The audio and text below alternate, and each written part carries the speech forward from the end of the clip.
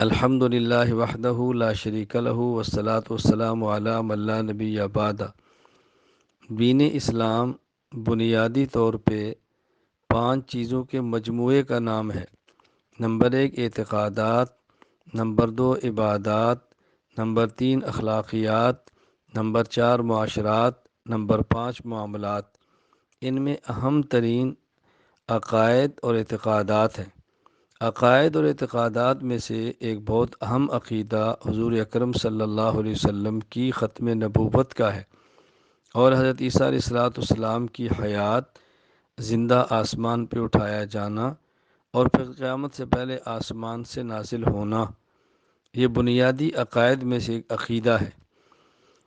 حضرت علامہ ڈاکٹر سعید عنایت اللہ صاحب، امیر انٹرنیشنل ختم نبوت موومنٹ، مقیم مکہ مکرمہ نے ختم نبوت اور حیات عیسیٰ، رفع عیسیٰ، نزول عیسیٰ، ان پر تفصیل کے ساتھ تحریر بھی فرمایا ہے اور تفصیل کے ساتھ اس پر بیان بھی فرمایا ہے، اس پر ہونے والے شبہات کا رد بھی فرمایا ہے۔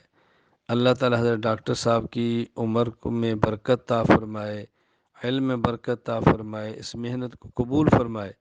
حضرت ڈاکٹر صاحب پیرانہ سالی میں، بڑھاپے میں، امراض کے باوجود جس طرح لگن، شوق، محنت اور کے ساتھ لگے ہوئے ہیں، اللہ تعالیٰ طلباء کو، علماء کو، امت کو اس کی قدر کرنے کی توفیق عطا فرمائے، اور ہم سب کی طرف سے اپنی شان کے مطابق اللہ تعالیٰ ڈاکٹر صاحب کو اجر عطا فرمائے۔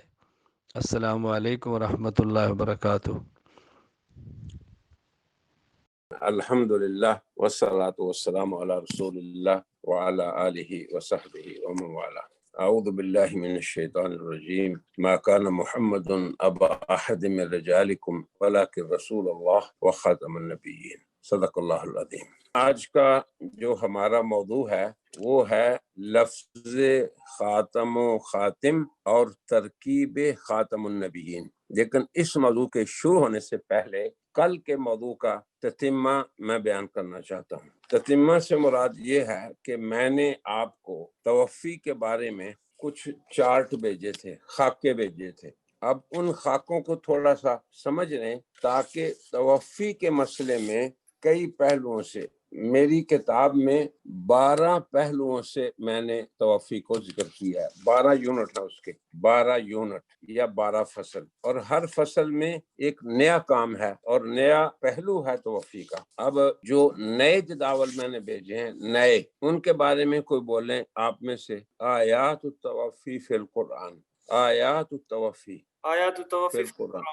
اب یہ آیات التوفی ساری میں نے نہیں یہاں جدول میں ذکر کی، یہ بھی آپ سمجھیں، صرف 2 آیتوں کو ذکر کیا، کیونکہ یہ دونوں آیتیں توفی کی تینوں قسموں پہ مشتمل ہیں۔ ایک تو آیات التوفی کا جدول ہے، اس کو چھوڑ دیں، وہ میں نے آپ کو کل سمجھا دیا تھا۔ یہ جو جدول ہے، یہ ایک صفحہ، یہ تینوں توفیوں کے بارے میں ہے۔ پہلی توفی کیا ہے؟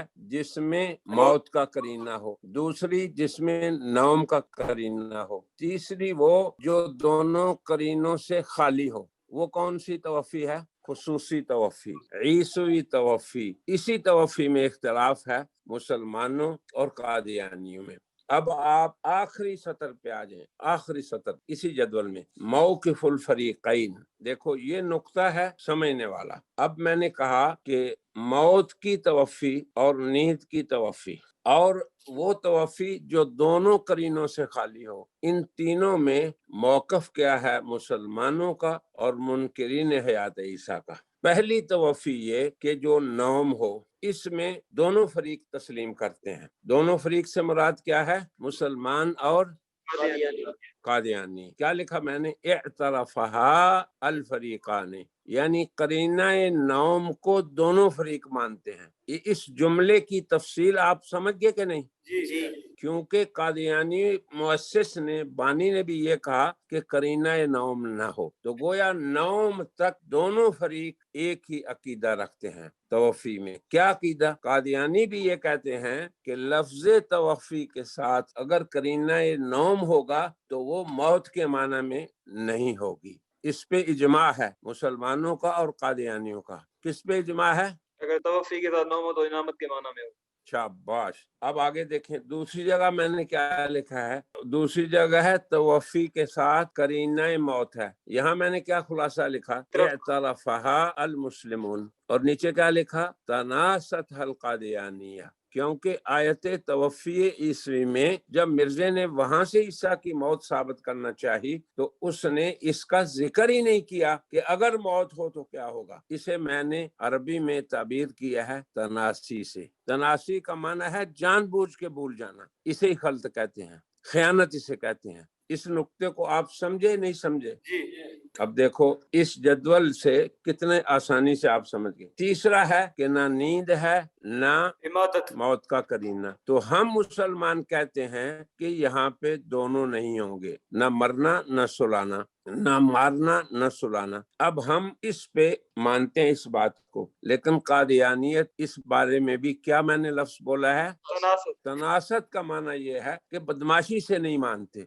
अगर करीने का वो एतराफ करते हैं लैल का, तो इसका फितरी नतीजा ये है कि उनको करीना मौत का भी एतराफ करना चाहिए। तो ये कलिमा मेरा तनासी, ये नकद है इल्मी तौर पे उन पे। इस जदवल को अब आप अगर समझ गए हैं तो हाथ खड़ा करें।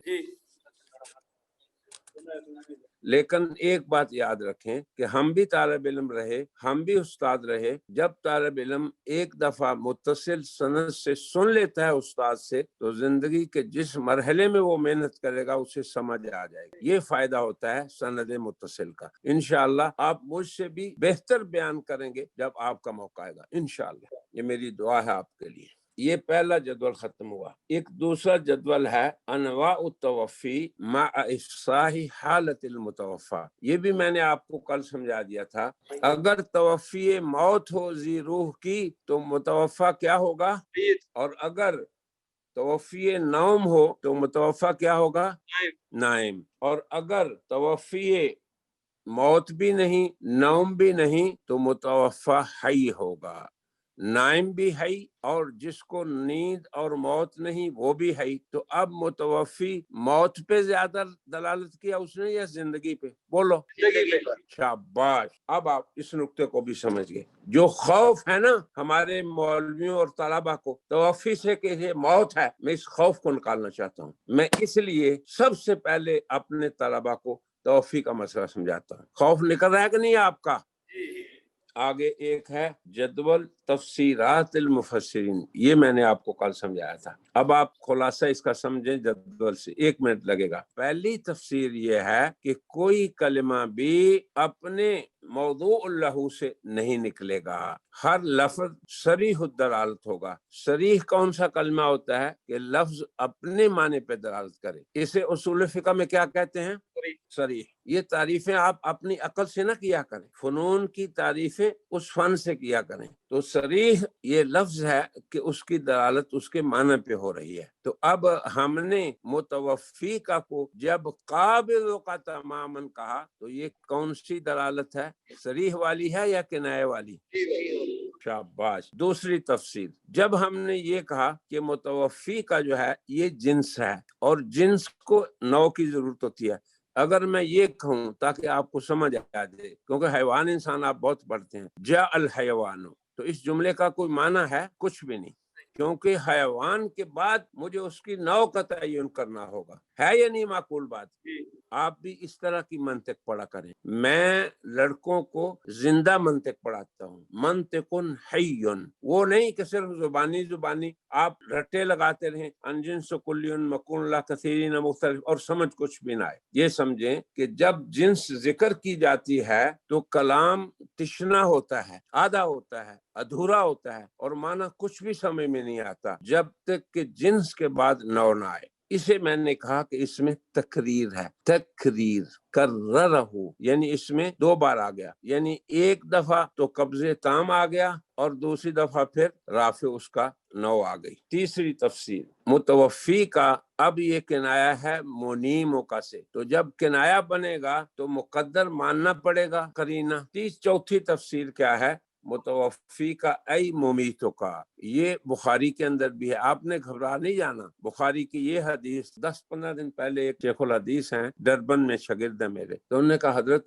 आज मुझे बुखारी शरीफ पढ़ाने जाना है और यही पढ़ाना है मुमीतो का। तो फिर मैंने उसको कहा कि तुम थोड़ा सा लिख लो, नोट कर लो कि मुमीतो का ये किनाया है मुतवफ़ी का से, और कब किनाया होगा कि जब करीना होगा। इसीलिए सब अहले तफसीर ये कहते हैं कि इब्ने अब्बास ने जब ये कहा मुतवफ़ी का ऐ मुमीतो का, तो क़द्दरा करीनतन, तो एक चीज इसमें क्या आ गई कि यहाँ तकदीर मानना पड़ रहा है। ये लवाजिम है ना हर तफसीर के। और दूसरी क्या चीज आई है, मैंने लिखा हुआ है कि अल किनाया मअ तकदीर व तकदीम व ताखीर। अब पहली तफसीर में कोई चीज लाजम नहीं आई, ना तकदीर, लम युकर्रर शै, एक बार ही हर चीज है, एक बार ही। क्यों कि ऐ ईसा मैं तुम्हें कब्जे में लेने वाला हूँ, अल्लाह की शान के लायक है, और तुझे रफा करने वाला हूँ, और तुझे तेरी तथहीर करने वाला हूँ। इसमें कुछ लाजम नहीं आता। दूसरी तफसीर में तकरीर है क्या कि कब्जे ताम की लिए नौ चाहिए, तो वो है राफियों का, और उस पे करीना है राफियों का जो लफ्जन मौजूद है। तीसरी तफसीर है मुनीमों का, और चौथी मुमीतों का। और इन चारों तफसीरों में आखिरी सतर पढ़ें, आखिरी सबता हयात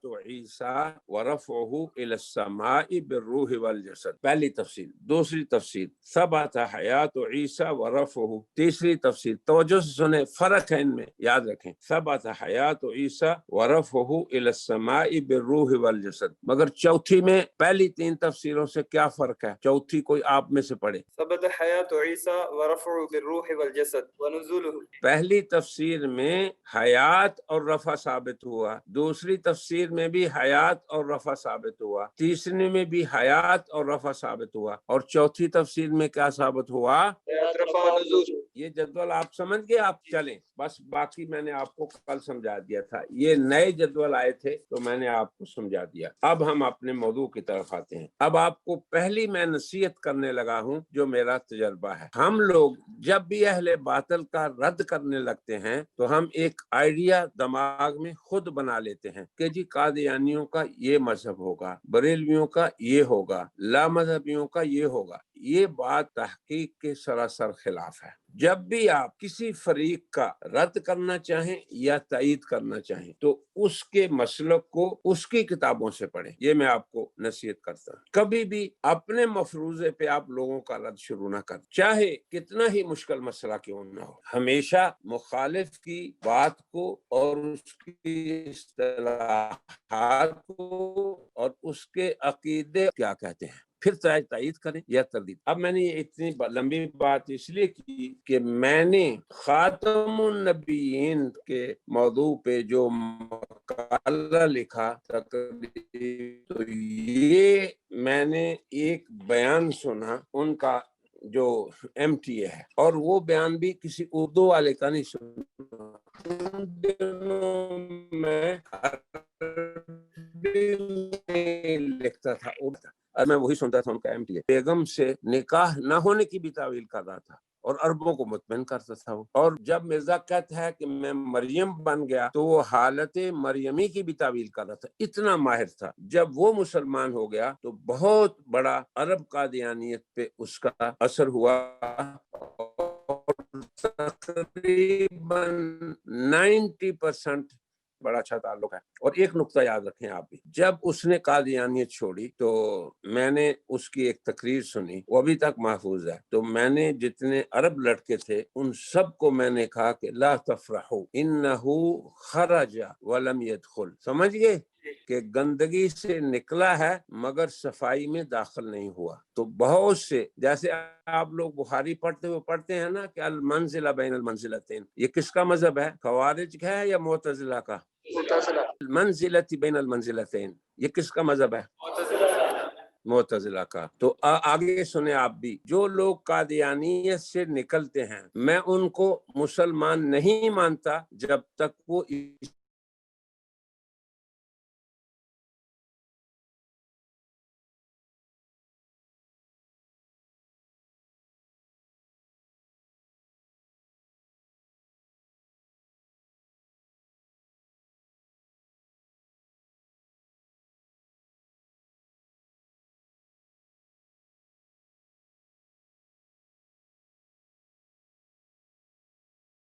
یہ میرا تجربہ ہے، داخل نہیں ہوا، پھر بار میں اس سے بحث بھی کرتا رہتا ہوں، ابھی وہ الحمدللہ داخل بھی ہو گیا۔ تو اتنا ماہر انسان، جب میں نے اس کی یہ تعویل سنی کا لفظ مشترک ہے افضل اور اخیر میں، ہم لوگ افضل پہ عمل کرتے ہیں، وغیرنا حملوا علی الاخیر، تو افضل کا تو فائدہ ہے، اخیر کا کوئی فائدہ نہیں۔ اس کا آج کل بہت چرچا ہو رہا ہے، پہلے یہ عرب قادیانی کہتے تھے، آج کل سوشل میڈیا پہ آپ ڈالیں قادیانیت اور خاتم النبیین تو بہت قادیانی یہ کہتے ہیں، ہمارے اتنے ویب سائٹ نہیں، فی کی طرح کے لیے سمجھ لیجیے، اور اگر سمجھ آ گئی آج تو فبہا، آج نہ آئی تو پھر بھی میں حاضر ہوں، لیکن اس کو سمجھے بغیر نہ جائیں۔ یہ توفی سے بھی اہم ہے آج کل کے ایام میں، کیونکہ توفی پہ بحث وہ بھی نہیں کرتے، وہ بھی ڈرتے ہیں، جیسے تم لوگ ڈرتے تھے نا توفی پہ بحث سے، اب ڈرو گے تو نہیں۔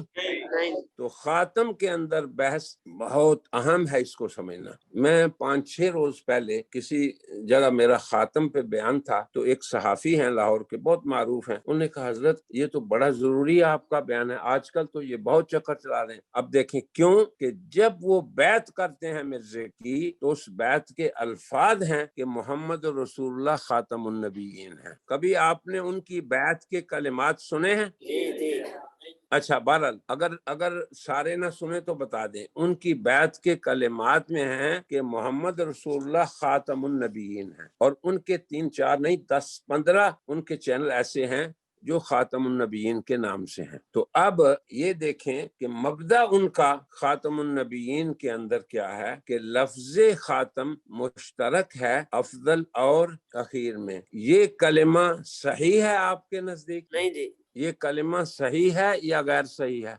غیر صحیح۔ غیر صحیح۔ اس کو ہم نے غیر صحیح کیسے ثابت کرنا ہے، یہ میں آج آپ کو پڑھاؤں گا۔ میں اگلا سوال آپ سے نہیں پوچھتا کہ یہ غیر صحیح کیوں ہے، یہ میں سمجھاؤں گا آپ کو۔ دوسری بات میں یہ سمجھاؤں گا، وہ کہتا ہے یہ قول اللہ عز وجل محمد خاتم النبیین مثل قول الناس فلان خاتم المحدثین الا یاتی محدث بعدہ۔ میں مثلا کہتا ہوں کہ مولانا الیاس گمن خاتم المحققین ہے، الا یاتی محقق بعدہ، بولے؟ اسی طرح اللہ نے بھی کہا ہے۔ اب میں آپ کو 2 چیزیں سکھاؤں گا، ایک یہ کہ یہ قول کہ یہ مشترک ہے افضل اور اخیر میں، یہ دجل ہے، یہیں پہ خلط ہے اور یہ بات ہی غلط ہے، اور دوسرا یہ کہ یہ ان کی مثال دینا یہ بھی غلط ہے۔ یہ ہے اصل میرا موضوع آپ کو سمجھانے کا، یہ کہ رسول اللہ آخری نبی ہیں، کافروں کو بھی یہ پتا ہے، عیسائیوں کو بھی پتا ہے، کسی ملحد سے بھی پوچھے تو وہ یہ کہے گا، مگر علمی بات یہ ہے کہ ہم اہل الحاد کے الحاد کو سمجھیں، پھر اس کا مقنع رد پیش کریں۔ اب میری یہ کتاب جو ہے مقالات مکیہ، یہ دیکھ لیں، اس کا 14واں مقالہ جو ہے اسی عنوان پہ ہے، لفظ خاتم لغوی معنی اور خاتم النبیین کی ترکیب کا مدلول و مفہوم۔ اس میرے مقالے کے 63 صفحے ہیں۔ پھر اسی کے ساتھ ایک اور میرا مقالہ ہے، شاید 15واں ہے چونکہ میرے سامنے نہیں ہے، لماذا الافضلیت من الخاتم، کہ اگر رسول اللہ کی افضلیت ہی تم نے ثابت کرنی ہے تو خاتم سے کیوں؟ تو یہ دونوں مقالے میں نے اس کے رد میں لکھے تھے جب میں نے یہ اس کی بات سنی، اور آپ کو کیا میں نے نصیحت کی کہ اہل باطل یا اہل الحاد کے بارے میں خود مفروضہ قائم کر کے رد نہ کیا کر۔ میری نصیحت پہ عمل کریں گے اپنی زندگی میں؟ اگر آپ خود مفروضہ قائم کر کے رد کریں گے تو آپ بے وقت ہو جائیں گے اہل الحاد کے ہاں۔ اب میرے مقالوں میں ایک اور مقالہ پھر رد کیا ہے، تو اب ان کی 2 باتیں میں نے آپ کو بتا دی، میں خود اپنے کانوں سے سنی ہیں ان کے ٹی وی پہ، اور میں نے اسی بنیاد پہ ان کا رد کیا ہے۔ اب وہ بہت کہتے بھی ہیں، لیکن آپ کیسے عوام کو سمجھائیں گے کہ بھائی مشترک وہ ہوتا ہے؟ اب آپ دیکھیں، قادیانیوں کو میں کہتا ہوں یہ فکری دہشت گرد ہیں۔ دہشت گردی یہ ہوتی ہے کہ ایک بندہ 20 کلو اٹھا سکتا ہے، آپ کہیں 500 کلو اٹھاؤ اور ورنہ پیچھے سے ماریں آپ اس کو۔ اب عوام سمجھ سکتے ہیں کہ مشترک کسے کہتے ہیں؟ سمجھ سکتے ہیں؟ نہیں، جیسے توفی، اب توفی کے مسئلے کو عوام کو کیسے بیان کرنا ہے، اس پہ میں نے 5 آپ کو محاضرے بھیجے تھے، وہ آپ کے لیے نہیں تھے کہ آپ مولوی کیسے، وہ تھے کہ کیسے بیان کریں۔ اب آج میں آپ کو یہ بتاتا ہوں کہ لفظ خاتم النبیین میں نے اپنے کانوں سے دیکھ، یہ تحفظ ختم نبوت والوں کی بھی سنتا ہوں، اس کی تشریح کیا ہونی چاہیے اور کیسے ہونی چاہیے، میں اللہ کا تحدیث نعمت کے طور پہ کہتا ہوں کہ میں نے اپنے سوا کسی سے نہیں سنا۔ افسوس بھی ہے، تحدیث نعمت بھی ہے۔ میں آپ کو اس پہ ایک اپنا واقعہ بتاتا ہوں تاکہ آپ شیر بنیں۔ میں ایک گلاسکو کے ساتھ ایک چھوٹا سا قصبہ ہے، تو قدرتی ایک سال میں جمعے کے دن وہاں گیا تو میں نے جمعہ پڑھایا اور میں نے یہی بیان کیا جو ابھی آپ کو سکھاؤں گا، خاتم النبیین کی تشریح۔ تو دوسرے سال پھر میں وہاں لندن سے ریل کے ذریعے گیا تو وہ اسٹیشن راستے میں آیا تو اس لڑکے نے، میرے شاگرد نے کہا حضرت آپ یہاں اتر جائیں، جمعہ پڑھا کے پھر میں اور آپ جہاں رات آپ کا کورس ہے وہاں چلیں گے۔ تو جب میں گیا، غور سے سنیں، تو میں جب بیٹھا ممبر پہ تو میں نے لوگوں سے پوچھا کہ کیا بیان کروں۔ اس کا فائدہ یہ ہوتا ہے سوال سے کہ ایک موضوع خود متعین ہو جاتا ہے، پھر لوگ توجہ سے سنتے ہیں، پھر ہمیں بھی اچھے طریقے سے موقع مل جاتا ہے۔ تو انہوں نے کیا کہا، انہوں نے کہا کہ حضرت خاتم النبیین کی تفسیر کے علاوہ جو مرضی آپ بیان کریں، ما هو الشاہد، بولیں اس میں کیا شاہد ہے کہ ہم مسائل ختم نبوت کو ٹھیک طرح سے ڈیل ہی نہیں کرتے، معالجہ ہی نہیں کرتے۔ نحن لا نعرف کیف نعالج هذه المسائل۔ اب جب میں نے ایک ہینڈلنگ ٹھیک کی تو 1 سال کے بعد بھی لوگوں نے مجھے کہا کہ وہ نہ بیان کریں۔ اسی طرح کے ایک دوسرا قصہ ہے میرے ساتھ ایک دوسرے شہر میں، تو وہاں پہ میں نے مسیح موعود کی بات کی۔ وہاں ہمارے ایک دوست تھے سیاسی، تو میں انہیں ملنے جاتا تھا بھی، انہوں نے کہا مولوی صاحب یہ میرا ایک شہر واحد انگلینڈ میں ایسا ہے جس میں صرف ایک مسجد ہے، بریلوی، دیوبندی، شیعہ، سنی، وہابی، انڈین، پاکستانی، ایک ہی مسجد ہے، وہ چھوٹا سا شہر ہے، تو ایک بیان کر جائیں۔ میں نے کہا میں تو آپ کا پتہ لینے آیا تھا۔ بہرحال میں مسجد میں گیا تو میں نے ایک بات کہی کہ اے لوگو یاد رکھو کہ مسیح موعود وہ ہوگا جو ایک دفعہ دنیا میں پہلے آ چکا ہوگا، بس یہ بات، اسی پہ میں نے بات کی۔ اب آپ حیران ہوں گے کہ پھر دوسرے سال میں سال بعد جاتا تھا، پھر اس کو پتہ لے، میں وہاں، وہ ہمارے دوست بیمار تھے، بیماروں کا پتہ لینے جانا یہ بھی دین کا حصہ ہے۔ من الدین عیادت المریض۔ میں آج بخاری کے سبق میں ایک چیز اسی طرح کی پڑھا رہا تھا لوگوں کو، تو جب گیا اس نے کہا مولانا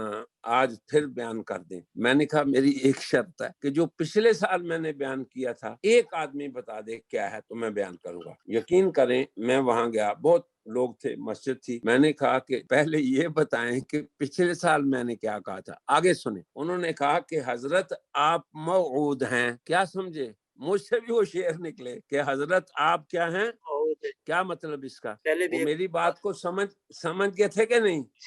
دیکھو بیٹا، یہ ہے ہمارا فرض، میرا اور آپ کا وارث نبی ہونے کا یہ فرض ہے کہ ہم یہ سمجھیں کہ کیف نبین هذه المسائل۔ ہم لوگ دیکھیں، میں نے خود MA ایجوکیشن بھی کیا ہوا ہے، ہمارے مدرسے سے مدرسین طلبہ نکل جاتے ہیں، کسی جگہ ان کی ٹریننگ ہوتی ہے کہ کیف تدرسون کیف نعالج، ان کی تو یہ بھی تربیت نہیں ہوتی کہ وہ کسی بزرگ کی صحبت سے کچھ سیکھ لیں۔ جب میں مولانا ادریس سے ہم پڑھتے تھے بخاری، کہتے ارے مولوی صاحب ہم جب فارغ ہوتے تو 1 سال کے لیے 6 مہینے کے لیے ہم تھانہ بھون چلے جاتے۔ کون تھے وہاں؟ حضرت تھانوی۔ یہاں ہم چلے جاتے رائے پور، وہاں شاہ عبد الرحیم، بڑے شاہ عبد الرحیم، یا ہم چلے جاتے وہاں پہ سہارنپور مولانا خلیل۔ خدا کے بندو، یہ تربیت، مولانا ادریس صاحب آگے فرماتے کہ تم لوگ مصلح آدم بن جاتے ہو ممبر پہ اور اپنی اصلاح نہیں ہوتی۔ 2 چیزیں یاد رکھ، ایک تو اصلاح اور تزکیے پہ زور دو، یہ انتہائی ضروری چیز ہے، اللہ سے لینے کا راستہ صرف یہی ہے، اور دوسرا علمی مسائل کو بیان کرنے کا طریقہ سیکھو، خدا کے لیے سیکھو۔ میں نے آپ کو 2 مثالیں دی ہیں اپنی، یہ نہیں ہے کہ یہ کسی کتاب میں لکھا ہوا تھا۔ جب ہم اللہ سے مانگیں کہ اللہ اللہ یہ مسئلہ مجھے پڑھانا ہے، تو مجھے سلجھا دے، تو اللہ سلجھا دے گا۔ میں آپ کو یقیناً کہہ رہا ہوں کہ میں نے کسی سے یہ نہیں سنا کہ کسی مولوی نے اپنی، میری 60-70 سالہ تجربہ ہے میرا مولویوں کا، میں نے عمر آپ کو نہیں بتائی اور نہ بتاؤں گا، اور نہ میں نے کبھی کسی کو بتائی ہے۔ میں نے کبھی کسی مولوی سے یہ نہیں سنا کہ وہ آیت خاتم النبیین کی ایسی تفسیر کرے جس سے لوگوں کا یہ شبہ نکل جائے۔ وہ کیا ہے میں آج آپ کو سمجھاتا ہوں۔ آیت خاتم النبیین سے پہلے کیا ہے؟ اس کا شان نزول۔ عجیب بات ہے، یہ واحد آیت ہے جس کا شان نزول بھی قرآن ہی میں ذکر ہے۔ تو شان نزول میں نے کسی مولوی سے نہیں سنا، میں البتہ ہر جگہ بیان کرتا ہوں۔ جب میں آیت خاتم النبیین بیان کرتا ہوں تو شان نزول بیان کرتا ہوں۔ اب آپ کو پتہ ہے شان نزول کیا ہے، میں وہ بیان نہیں کروں گا، لیکن آپ کو نصیحت کرتا ہوں کہ شان نزول اس موقف کی تردید کرتا ہے جو قادیانیوں کا ہے۔ شان نزول یہ ہے کہ جب رسول اللہ صلی اللہ علیہ وسلم کو حکم ہوا کہ زید جو تمہارے بیٹے ہیں، جن کی نسبت لوگ آپ کی طرف کرتے ہیں، یہ آپ کے بیٹے نہیں ہے، تو زید کی نسبت کٹ گئی رسول اللہ سے، زید کو بھی تکلیف ہوئی، اور کافروں نے یہ کہا کہ لو جی اولاد ہی نہیں، کوئی نرینہ ایک بچہ تھا لے پالک، اس کی بھی نسبت کٹ گئی، تو اب ان کا نام باقی نہیں رہے۔ تو اب یہاں طول نام کی ضرورت تھی یا افضلیت کی ضرورت تھی؟ طول زمانہ کی۔ معنی متعین ہو گیا؟ افضل طول زمانہ پہ دلالت کرتا ہے یا آخری دلالت کرتا ہے؟ آخری۔ بس اب میں آگے نہیں بیان کرتا۔ اس شان نزول کو بیان کرنے کے لیے 2 جمعے کا میں نے آپ کو مادہ دے دیا۔ جب آپ اس آیت کے اس شان نزول کو اچھی طرح بیان کریں گے، قرآن کی آیتیں لے کے پڑھیں گے، وما کان للمؤمن ولا مؤمنۃ اذا قضى الله ورسوله امرا ان يكون لهم الخيرة من امرهم الى آخری۔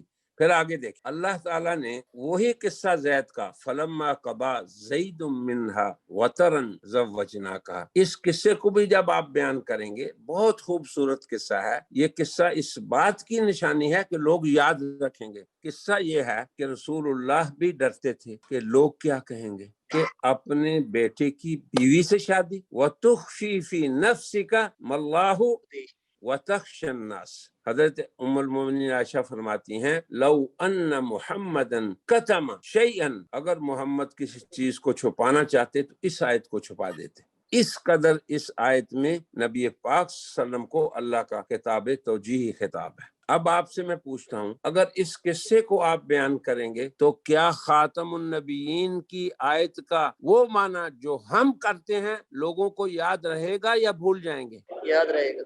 آپ نے کبھی کسی مولوی سے سنا اس سے پہلے کہ اس نے شان نزول یہ بیان کر کے، حالانکہ اللہ کی شان یہ ہے کہ اس شان نزول کو قرآن نے بیان کیا ہے، پھر بھی مولوی غافل ہے؟ ایک بات اب چھوڑ دیں، اگلی بات دیکھیں۔ آیت خاتم النبیین کے نص کو دیکھیں، اس کے الفاظ کو دیکھیں۔ اللہ فرماتے ہیں ما کان محمد ابا احد من رجالکم، تو یہ رجال کی ابوت کی نفی کا کیا توق ہے خاتم النبیین کے ساتھ؟ کیا توق ہے؟ آگے پھر فرمایا لیکن رسول اللہ، اب یہ لیکن کا کیا جوڑ ہے؟ صرف اللہ یہ فرما دیتے کہ ان محمدن صلی اللہ علیہ وسلم هو خاتم النبیین ولا نبی بعدہ، آخر یہ نفی ابوت رجال اور لیکن کی تلوار، اس کی کیا ضرورت تھی؟ اگر آپ اس چیز کو عوام کے سامنے بیان کریں گے تو یہ کوئی علمی بات نہیں ہے کہ عوام نہیں سمجھ سکیں گے۔ ٹھیک ہے مشترک معول علمی بات ہے، مگر یہ شان نزول کو علمی بات نہیں ہے۔ تو خدا کے لیے جب آیت خاتم النبیین بیان کریں تو اس کا شان نزول میرے جیسا آدمی 4 جمعے اس پہ لگا سکتا ہے، 4 گھنٹے میں اس پہ تقریر کر سکتا ہوں۔ اب اللہ نے ابوت رجال کی نفی اس لیے کی کہ تان کر رہے تھے زید کی بیوی سے حضور کی شادی کا، اس کا اعتراض ہو گیا۔ پھر اگلی یہ بات تھی کہ اس کا نام تو مٹ جائے گا، تو لیکن کا معنی کیا ہوتا ہے؟ لیکن کس کے لیے ہے؟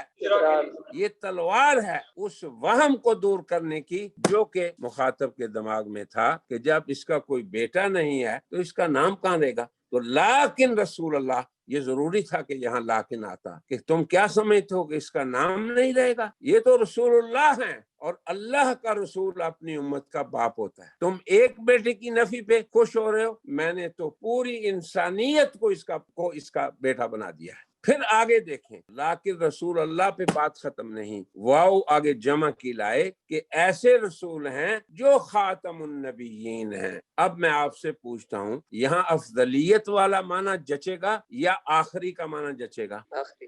یہ پہلا رد عوامی ہے، عوام میں ایسے آپ بیان کریں تاکہ آپ عوام کو سمجھا سکیں، یہ علمی نہیں۔ اب میں علمی رد کی طرف آتا ہوں۔ اب اس بات کو آپ سمجھ گئے ہیں کہ نہیں میرے کہ کیسے عوام میں بیان کرنا ہے؟ میں اصل اپنے شاگردوں کو یہ سکھاتا ہوں کہ مشکل مسئلے کو آسان کیسے کرنا ہے۔ تو اب اللہ سے ڈریں آپ، اتقوا اللہ فیہ، مجھ میں اللہ سے ڈریں کہ آپ آئندہ جب بھی کسی کانفرنس میں بیان کریں یا کسی محلے کی مسجد میں، گاؤں میں، جنگل میں، تو ہمیشہ اس قصے کو، قصہ زینب کہ حضور نے کیسے شادی کی۔ آپ کو پتہ ہے زینب بنو ہاشم کی تھی اور یہ زید غلام تھے، ہاشمی عورت زید پہ کیسے راضی ہوئی؟ خود رسول اللہ صلی اللہ علیہ وسلم نے ان کا مہر ادا کیا۔ یہ سارے قصے تفسیر میں ذکر ہیں۔ آپ لے لا کے محبت سے لوگوں کو سنائیں گے، لوگ خوش بھی ہوں گے، اور اصل یہ ہے کہ لوگ خاتم النبیین پہ، قادیانی دجل پہ لعنت بھیجیں گے۔ یہ اصل مقصد ہے میرا۔ تو یہ ایک حصہ میں نے آپ کو سمجھا دیا کہ اس مسئلے کو عوام میں کیسے بیان کرنا ہے۔ اب آگے آ جائیں، اب علمی بات آپ کو سمجھاؤں۔ قادیانیوں کا یہ کہنا کہ یہ لفظ مشترک ہے افضل اور آخر کے، یہ دجل ہے۔ کیوں کہ مشترک کی تعریف یہ ہے کہ مشترک وہ لفظ ہوتا ہے ما يدل او ما وضع لأکثر من معنی، ایک سے زائد اس کے معنی ہوتے ہیں۔ اب جب وضع ایک سے زائد کے لیے ہو تو تمام معانی حقیقی ہوتے ہیں۔ تمام معنی کیا ہوتے ہیں؟ حقیقی ہوتے ہیں۔ کوئی لفظ مشترک نہیں ہوگا کہ ایک معنی اس کا حقیقی ہو اور دوسرا معنی مجازی ہو۔ یہاں کنایے کی بات نہیں ہے، یاد رکھیں یہ بھی۔ اب ایک معنی آپ نے حقیقی کا لے لیا اور دوسرا مجازی، تو لفظ حقیقی اور مجازی کے درمیان مشترک نہیں ہوتا۔ یہ بکواس ہے، یہ دجل ہے، اور یہ خباثت ہے، یہ تلبیس ہے۔ کیا آپ سمجھے ہیں اس تلبیس کو؟ نہیں سمجھے تو اب آپ اس جدول کو سامنے رکھیں جو میں نے بھیجا تھا۔ رکھ لیا؟ میں نے بھی رکھا ہوا تھا یہاں، لفظ خاتم کا جدول کہاں گیا؟ وہ میرے پاس بھی تھا، ادھر پڑا ہوا۔ اچھا جی، بولیں کیا ہے، کیا عنوان ہے؟ لفظ خاتم کا جدول۔ کیا عنوان ہے اس پہ؟ جدول معنی خاتم۔ ہاں بولے، پڑھے بیٹا، پڑھو اس کو، اردو میں ہے یہ اردو میں نے بنوایا، میں نے کہا تھا اردو میں بھیجنا کیونکہ عربی کتاب میں نہیں چاہتا تھا کہ آج اس کو پکڑوں۔ ہاں پڑھے اس کو بیٹا، پڑھے۔ خاتم اور خاتم مجھے نہیں ملا، پتہ نہیں کہاں میں نے رکھا تھا یہاں، پتہ نہیں کہاں چلا گیا۔ اب آپ کے پاس ہے نا؟ اوپر سے پڑھو بیٹا، اوپر سے۔ جدول معنی چلو، خاتم اور خاتم کے معنی مشترکہ۔ شاباش۔ نمبر 1، انگوٹھی۔ خاتم کا لفظ اور خاتم بکسر التاء و بفتحہا دونوں مشترک ہیں انگشتری میں۔ انگشتری وہ انگوٹھی، ما یتختم بہ فی الاصبع، عربی میں یہ معنی ہے اس کا۔ الخاتم ما یتختم بہ فی الاصبع للزینہ۔ آگے دوسرا معنی کیا ہے؟ نگینہ مہر۔ اچھا، نگینہ مہر، ذرا سمجھ لیں، حدیث میں آتا ہے نا، کان النبی صلی اللہ علیہ وسلم خاتمہ من فضۃ وفصہ منہ، کہ آپ کا نگینہ جو ہے، یہ عام جو لوگ انگوٹھی پہنتے ہیں نا، ان کا نگینہ کبھی پتھر کا ہوتا ہے۔ دیکھا کبھی آپ نے، یا آپ نے کسی نے انگوٹھی پہنی ہوئی ہے آپ میں سے؟ جی پہنی ہوئی ہے۔ تو نگینہ بعض انگوٹھیوں کا پتھر کا ہوتا ہے۔ ایک حدیث میں آتا ہے وَقَانَ فَصُّهُ حَبَشِيًّا، حضور کی انگوٹھی ایسی بھی تھی کہ اس کا نگینہ پتھر کا تھا۔ ہمارے ہاں شیشے کا بھی رکھتے ہیں۔ تو اب آپ سمجھیں، جو انگوٹھی کا نگینہ ہے اسے بھی خاتم کہتے ہیں۔ چلیں تیسرا معنی، اور خاتم دونوں یہ مشترک۔ تیسرا، گدی کا گڑا۔ ہاں گدی، یہ جو گردن ہے اس کے پیچھے ایک گڑا ہوتا ہے، سمجھ گئے بیٹا؟ جی۔ چلو آگے، چوتھا معنی، کھر کی سفیدی۔ گھوڑے کا جو پاؤں ہوتا ہے نا، یا اسے کھر کہتے ہیں یا کیا آپ کہتے ہیں، تو بیاض قوائمہ، عربی میں کہتے ہیں بیاض قوائمہ، کہ اس کے کھروں کی سفیدی جو ہے اسے بھی خاتم کہتے ہیں۔ چلیں آگے۔ نمبر 5 آخری۔ آخری اور سب سے زیادہ یہ استعمال ہوتا ہے۔ اب ذرا یہاں رک جائیں آپ، ان پانچوں میں افضل آیا ہے؟ نہیں جی۔ تو اب افضل کو اور آخری کو مشترک بنانا یہ دجل ہے یا نہیں ہے؟ بالکل ہے۔ اب آپ سمجھ گئے؟ اب تو ماشاءاللہ آپ عوام کو بھی سمجھا لیں گے یہ بات۔ تو لفظ جو مشترک ہے، کیا اس کی تعریف ہے؟ ما وضع لمتعدد، یعنی کئی معنی کے لیے۔ تو جب وضع لفظ کی سب معنی کے لیے ہوگی تو وہ سب حقیقی معنی ہوں گے۔ مشترک کی یہ صلاحیت ہی نہیں ہے کہ وہ کسی مجازی معنی پہ اس کو اپنا معنی بنا لے، یہ نہیں ہے۔ تو اب آپ آ جائیں افضل کے۔ تو یہ بات صحیح ہے کہ جب میں کہتا ہوں کہ مولانا محمد الیاس گمن خاتم المفسرین، تو یہ میں اس معنی میں، یا دیکھیں میرے اس قول کے دو احتمال ہیں، یا تو میں کذاب ہوں، جھوٹا ہوں، کیونکہ مجھے کیسے پتا چلا ہے کہ وہ آخری مفسر ہیں؟ یہ صرف اللہ جانتا ہے۔ آخری اور اول ہر کام میں صرف اللہ جانتے ہیں، انسان نہیں جانتے۔ اس لیے علام الغیوب کے اوپر مخلوق کے کلام کو قیاس کرنا درست نہیں۔ یا قائل جھوٹا ہے یا قائل کیا ہے؟ اب آپ لوگ بلاغت میں پڑھتے ہیں نا کہ المبالغہ، مبالغہ یہ ہوتا ہے کہ کسی نسبت کو کسی شخص کی طرف آپ اضافت کر دیتے ہیں اس کی قوت، طاقت اور زیادتی کو بیان کرنے کے لیے۔ کسی شخص کو اگر آپ نے کہا یہ تو حاتم ہیں جی، یہ تو حاتم تائی ہیں، تو یہ مبالغہ ہے، جھوٹ نہیں۔ یا یہ جھوٹ ہے یا مبالغہ ہے۔ اسی لیے اب آپ ایک اور نقطہ سمجھیں، سلف میں سے ایک جماعت قرآن میں مجاز کی قائل نہیں، یہ بھی نقطہ آپ کو یاد ہونا چاہیے۔ سلف صالحین کی ایک جماعت قرآن میں مجاز کی قائل بولیں نہیں، کنائے کے سب قائل ہیں، یہ بھی یاد رکھیں۔ وہ کہتے ہیں المبالغۃ اخو الکذب، مبالغہ تو جھوٹ کی ہی کا بھائی ہوتا ہے۔ تو قرآن مبرہ ہے، اللہ تعالیٰ نے اگر کسی وصف میں مبالغہ کرنا ہے تو اللہ کو کیا ضرورت ہے مجاز استعمال کرے؟ بہرحال یہ ایک موقف ہے، اور اس پہ بھی بڑے بڑے علماء بلاغت ہیں، اور یہ بڑی بڑی کتابوں میں آپ نے بھی پڑھا ہوگا۔ مجاز کے اندر دو رائے ہیں، سلف کا ایک طبقہ قرآن میں مجاز کا قائل نہیں ہے اور ایک طبقہ قائل ہے، وہ بھی بہت ہیں، مگر کنائے کے سب قائل ہیں۔ کیوں؟ کہ کنایا ابلغ من التصریح، وہ بڑی قوت والا کلام ہے۔ مبالغے میں متکلم کی تھوڑی سی کمزوری ظاہر ہوتی ہے، نہیں سمجھے؟ تو وہ مبالغے کو ایک ہتھیار کے طور پہ استعمال کرتا ہے۔ تو اس لیے وہ لوگ سلف صالحین کا ایک گروہ قائل نہیں کہ نہ اللہ اپنے کلام میں عاجز ہے اور نہ ہی اللہ تعالی حقیقت کو چھوڑ کے مجاز کو اختیار کرتا ہے۔ بہرحال یہ ایک الگ مسئلہ ہے، اس کو چھوڑیں۔ اب آپ یہ سمجھیں کہ جو آدمی مبالغے کے طور پہ کہہ رہا ہے، جیسے میں کہوں مولانا محمد الیاس خاتم المفسرین، تو یا میں جھوٹا ہوں، مجھے کیسے پتا ہے کہ وہ آخری ہیں، یا میں مبالغہ کر رہا ہوں کہ ہوا افضلہم۔ تو یہ بشر کے کلام میں ہے، مگر اللہ کے کلام میں ہرگز نہیں ہے۔ ایک بات۔ دوسری بات یہ کہ افضل خاتم کے معانی حقیقیہ میں سے ہے ہی نہیں، یہ بھی دجل ہے۔ تو اب افضل اور اخیر یہ دو مشترک ہوں، یہ نسبت ہی غلط ہے۔ دوسری چیز کا ابطال ہو گیا یا نہیں؟ ابھی ہو گیا؟ اچھا، اب آپ آگے آ جائیں۔ دو آیتیں یاد رکھیں آپ، ایک آیت خاتم النبیین، اس کے اندر اللہ حضور کی آخریت زمانی کو بیان کر رہے ہیں، چونکہ لوگوں نے یہ کہا تھا کہ اس کا زمانہ شہرت بہت تھوڑا ہے کیونکہ اس کا بیٹا نہیں، شہرت مک جائے گی۔ اللہ نے آخریت زمانی کو بیان کرنے کے لیے کون سی آیت کا اختیار کیا؟ وَخَاتَمَ النَّبِيِّينَ، یہ اس کا موضوع ہے، یاد رکھیں آپ۔ شان نزول سے شروع ہوں اور اس آیت سے شروع ہوں، اس آیت سے وَإِذْ تَقُولُ لِلَّذِي أَنْعَمَ اللَّهُ عَلَيْهِ وَأَنْعَمْتَ عَلَيْهِ أَمْسِكْ عَلَيْكَ زَوْجَكَ، یہاں سے اس آیت کی تفسیر جب بھی آپ نے بیان کرنی ہے کہاں سے شروع کرنی ہے؟ بولو وَإِذْ تَقُولُ، ورنہ ظالم ہوں گے آپ اگر آپ نے آیت خاتم النبیین کی تفسیر کرنی ہے وَإِذْ تَقُولُ سے نہ شروع کریں۔ اس ظلم کو آج کے بعد آپ نے نہیں کرنا۔ میں نے کبھی بھی آیت خاتم النبیین کو بغیر اس کے مقدمے کے شروع نہیں کیا۔ اب آپ دیکھیں عموماً شان نزول احادیث میں ہوتا ہے بیان، ہے یا نہیں؟ مگر یہ آیت خاتم النبیین کا شان نزول کہاں ہوا ہے بیان؟ بولو۔ قرآن میں۔